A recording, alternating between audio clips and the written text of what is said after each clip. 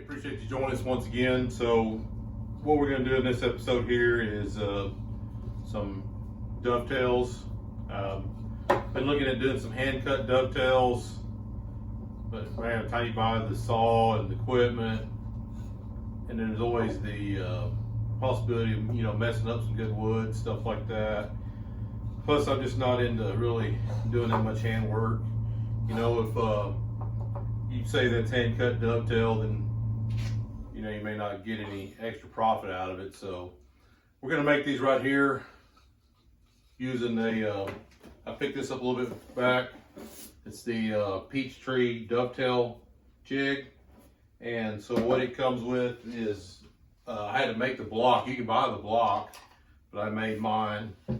Comes with the aluminum. Now you can get one in polycarbonate too, some other brands, but I decided to go with aluminum. But this one here actually came with 2 T-rails and these clamp downs here, okay? And then it also came with 2 bits. It came with Whiteside brand bits. This one here is the dovetail bit, and this one here is just a 1/2 inch regular rabbit top bit. Both of them have roller bearings on them, and these bearings are what guide you through here to make your cuts, okay? So we're gonna get started on this. It's gonna be just a real simple project. I'm just gonna make a little box. Found this piece of wood here that's kind of cool. It's hard maple. It's got some dark and then some white. So we're gonna take this and chop it up into 4.5 inch. We're just gonna make a small little box for utensils. So we'll get going on that, and appreciate you again watching. All right, I got my 4 pieces cut down. Like I said, I'm just gonna make a small little box here. So I've numbered them, kept the grain the same way, because then I want to make sure when I build the box that the grain kind of matches how you spin it around. Obviously the 2 ends here are not gonna match, but so these 2 will be the same tails, and then these will be the pins. So on this jig here, you can use this 2 different ways. We can mount the board in the jig. So we can mount it in the jig like this and use our router, our hand router. So we put our bit in a hand router and use it that way. Or I'm gonna use it on the router table over here. It's just a lot easier. So the first thing we're gonna do is we're gonna use the straight slots here. So your straight slots are used for your dovetail bit, okay? So what we wanna do is we're just gonna center this board between 2.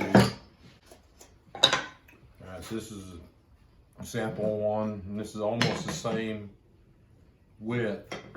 We center this between these 2 here, and then when we cut these out, okay? That's the first thing we're gonna do, is center this board into here. All right, so the way they have you do this is mark the center of your board, which mine's 5.5. So my center will be 2 3/4. Okay. And then they want you to offset that mark by 5/16.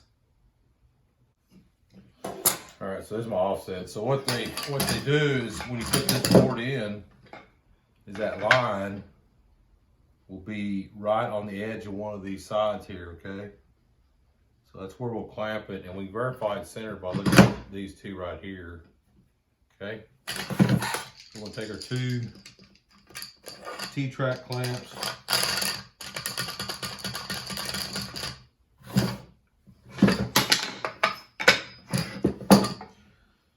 Get our board in here with that line. Again, this line right here against one of these edges.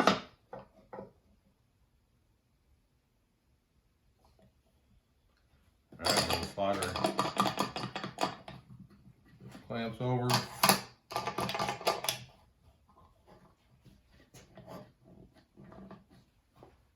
Okay, and then just kind of look at these 2 sides here. You can see these are centered on these, okay?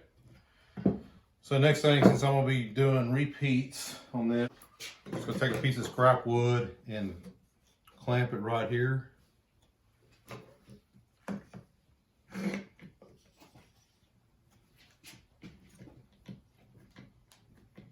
All right, so now after I cut the bottom, when I get ready to flip it, all I have to do is flip it and then push it against this edge here, and it'll be exactly the same. All right, so that's how you set up your jig there. So we'll get the router bit set up next. All right, so the first one you're going to use is this dovetail bit here, and to set our depth up, what we're going to do is we'll come on here, and we want this plus the same thickness board we're using. We want that bit just barely above.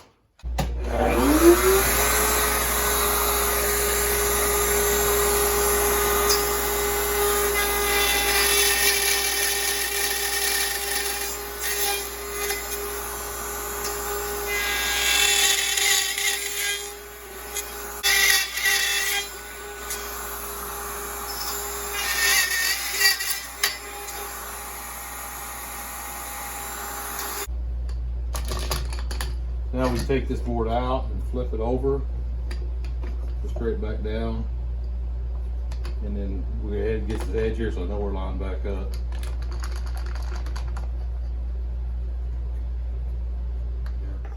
So the next step is we're going to take and transfer these onto this board here. So we're going to take and make sure that the side we want to the outside is facing this way out.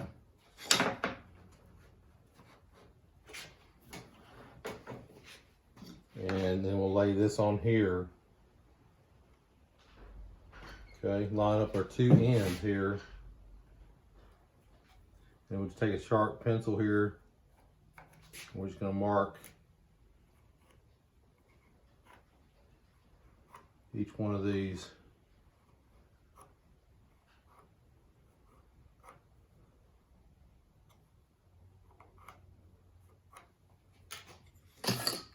All right, we go back to our jig. This time we're using this side here that's got the tapers on here. So what we're gonna do is take our board we just marked, if we can find it, this one here, and we're gonna line it up between these two here. So you can see the marks here as I'm kind of coming down. It doesn't matter where you use it on this thing, just so we will line it up so that you can see the mark, just barely see the marks on either side of these here, okay? So then we'll take our clamps.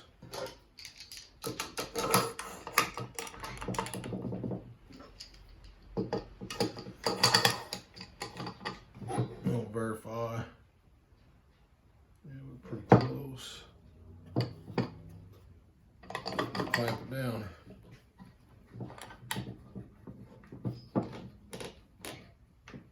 Okay, so we're ready to go again. We're going to take our scrap wood again and just put it here. That way all we have to do is flip it and don't have to worry about trying to recenter every time. All right, the next step is now we've got to change the bit out to this 1/2 inch.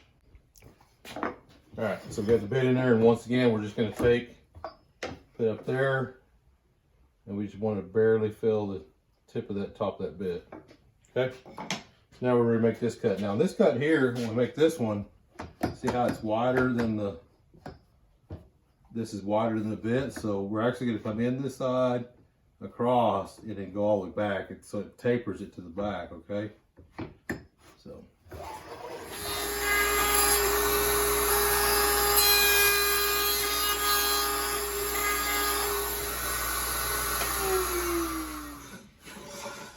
All right, so there's our 4 pieces there. So if we do everything right, we should have a box that fits it. So we're gonna go 1, 2.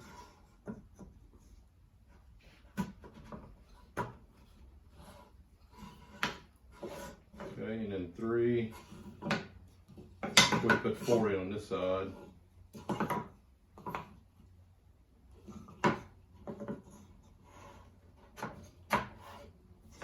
And we'll put 3 on the back here.